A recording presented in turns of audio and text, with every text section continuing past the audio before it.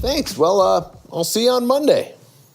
Hey, Dan, who is that? Oh, that was my niece. She's running our entire company's social media campaign because she's really good at it. Your niece is running your entire social media campaign? Well, yeah, she spends all her time on Facebook. She must be a good social media marketer. Wow, that seems a little nuts to me. Are you sure that's a good idea?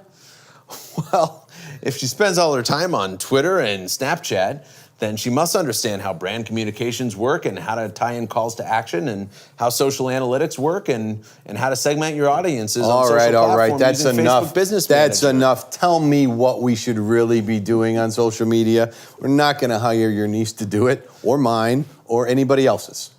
Well, so this comes down to how do you staff social, who should own it, and fighting some of those myths that you need to be a young whippersnapper in terms of understanding social. When you've got so many components to social now too, you have community management and platform management. In addition, you have social advertising, you have content requirements and engineering on those channels. It's not all about, I'm gonna go back to something we did earlier, is grabbing a cat video, reposting it and saying, what a cute little kitty. There's much more to social than that. So what should we be looking for as we're building out our social prowess? If I'm an organization, how should I build my team and what should I look for?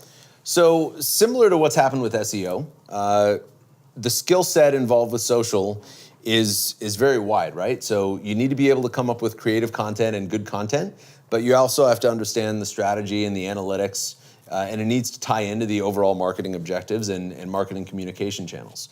So oftentimes as social is becoming more intertwined with the different parts of the marketing channels, it's no longer just a one-person show, right? So social needs to be very integrated with the organization. You need to know the brand, but you need to know everything that's happening in other channels to make sure that social ties into it. And you can't do social by accident anymore. It can't be just part of somebody's job because you really need a content calendar and you need assets to be able to publish on social media. You need, if your company's into events and things like that, you need a schedule to publish these things. You need to understand what channels and what content gets published when, don't you? Yeah, absolutely. And this is where, and this is a challenge for us as an agency, where the fully outsourced model of social doesn't necessarily work as well because you need to be intertwined with the brand. So oftentimes we see the models that work really well is where there is an internal owner and an internal stakeholder, but that notion of ownership is really integration with all the other channels and having that one person that's going to coordinate the social media efforts. But there's also the design aspect. So you need images, infographics, pictures, photos, videos. So you really need your marketing department for this. It's not just the entire marketing department. Everybody has a say in social media, so it can't be hidden off in a corner, and you can't just say, oh, let's talk to social about it later. It needs to be part of your overall integrated marketing campaign. I'm going to go fire my niece. All right, thanks, Dan. The quick tip here is that only hire your niece if she's got 3 or more years of social media experience. Thanks for watching the Dan and Steve Show.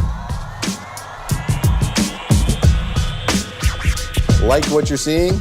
Subscribe. Subscribe. Subscribe.